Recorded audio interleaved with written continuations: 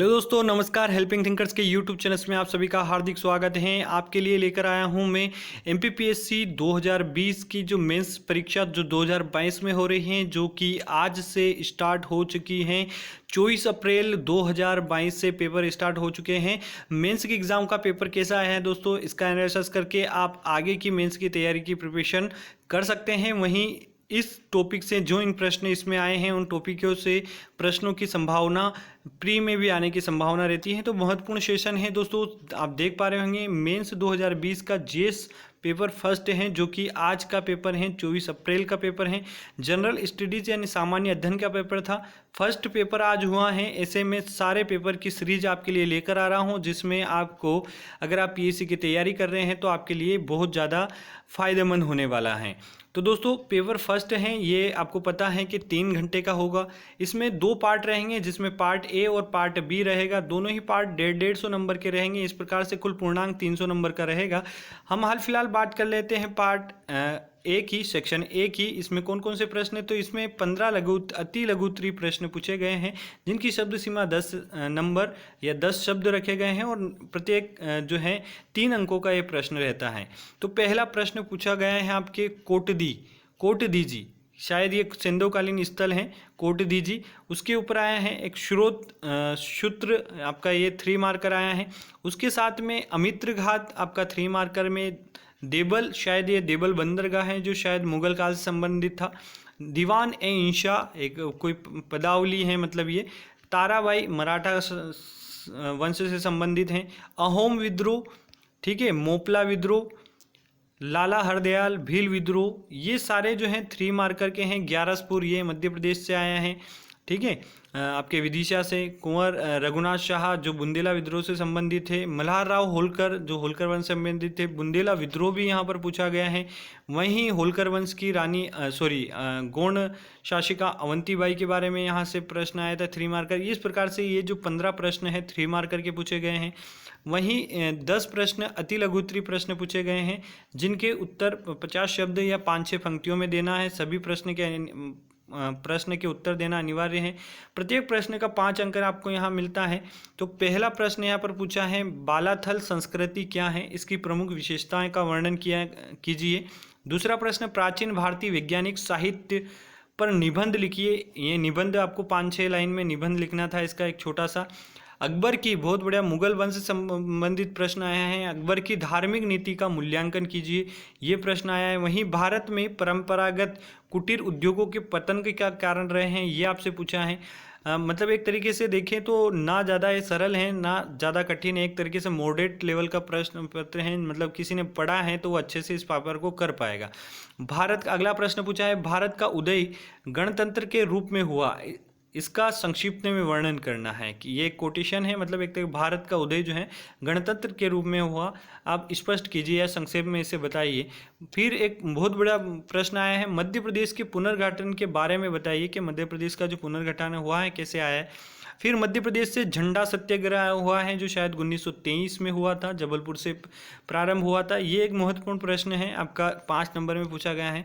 वहीं मध्य प्रदेश के स्थानीय त्योहारों का विवरण दीजिए, ये आपका 5 मार्कर में पूछा है। फिर भोपाल, चूँकि इस बार रियासतों से प्रश्न जुड़ा था, तो यहाँ पर पूछा है भोपाल रियासत के बारे में संक्षिप्त विवरण दीजिए।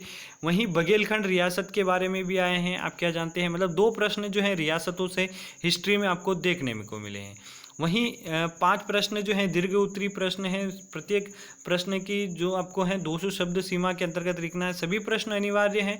प्रथम प्रश्न, मतलब एक प्रश्न के 11 नंबर आपको यहाँ पर मिलने वाले हैं, लेकिन यहाँ पर इन्होंने अथवा में दिए हैं, तो ये बहुत बढ़िया चीज़ है। यहाँ पर पहला प्रश्न आया है, सिंधु घाटी सभ्यता एक नगरीय सभ्यता थी, इस कथन के संबंध में आपका क्या मत है ना। तो इसको एक तरीके से इसकी व्याख्या करनी थी। दूसरा, अथवा में आपके प्रश्न पर आया है, गुप्त काल में कला एवं स्थापत्य के विकास पर वर्णन कीजिए, ये प्रश्न आया है। दूसरा प्रश्न है, इसमें मोहम्मद बिन तुगलक को विरोधी गुणों का सम्मिश्रण कहा जाता है या विरोधी भाषाओं का मिश्रण कहा जाता है, इस कथन की विवेचना कीजिए। तो ये भी एक तरीके से अच्छा प्रश्न था। दूसरा प्रश्न, दक्षिण के नासूर से औरंगजेब का विनाश कर दिया, दक्षिण के नासूर ने औरंगजेब का विनाश कर दिया, इस कथन के आधार पर औरंगजेब की दक्षिण की नीति की विवेचना कीजिए। तो ये भी बहुत बढ़िया प्रश्न था एक।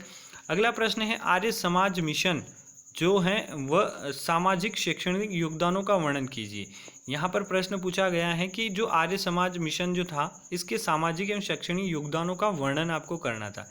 अथवा में इसके प्रश्न आए हैं बाल गंगाधर तिलक का भारतीय स्वतंत्रता आंदोलन में योगदान को बताना था। तो ये भी एक तरीके से नॉर्मल प्रश्न था, आराम से आप इसको कर सकते थे। अगला प्रश्न है मध्य प्रदेश में स्वतंत्रता आंदोलन का वर्णन कीजिए। ठीक है, ये चूंकि उन्होंने मेंस में जिस प्रकार से यूनिटों में डिवाइड किया था मेंस के सिलेबस में, तो बिल्कुल प्रश्न वहाँ से आए हैं।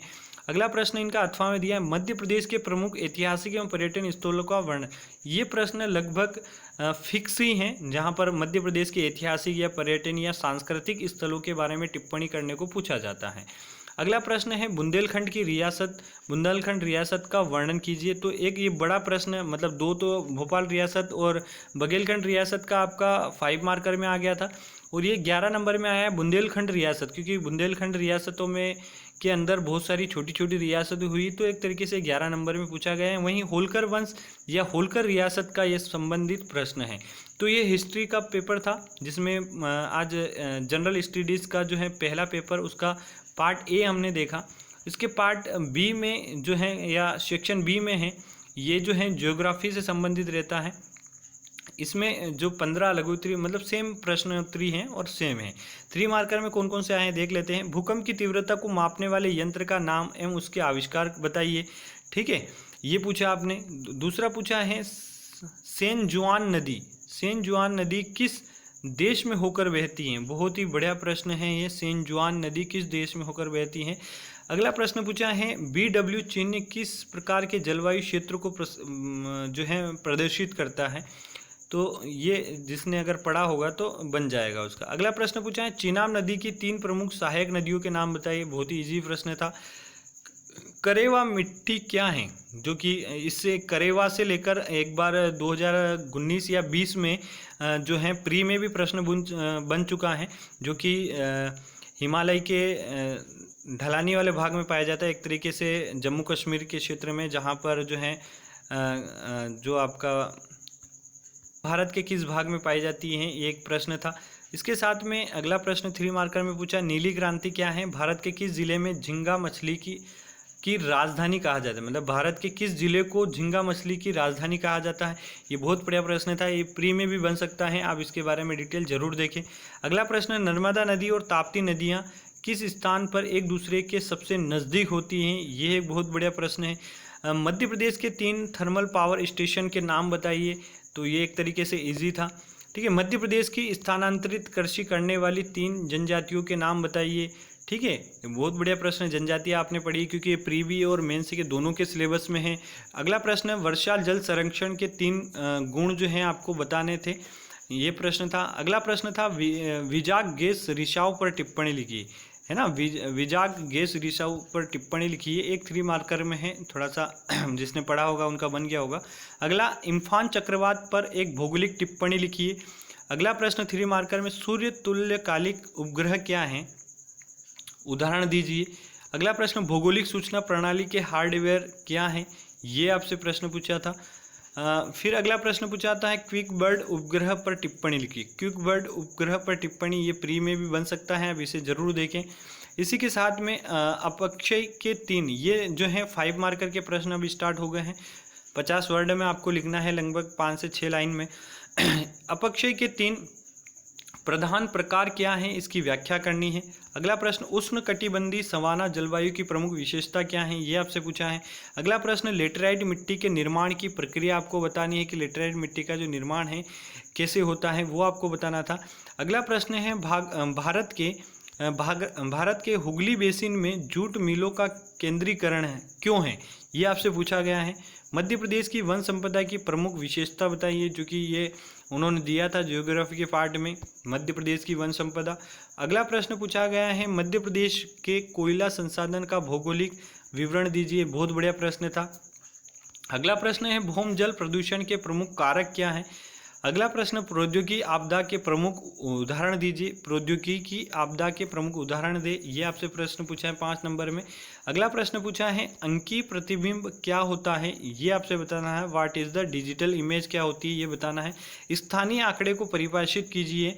डिफाइन स्पेटियल डाटा जो है वो क्या है, स्थानीय आंकड़े क्या होते हैं, ये परिभाषित करना था आपको।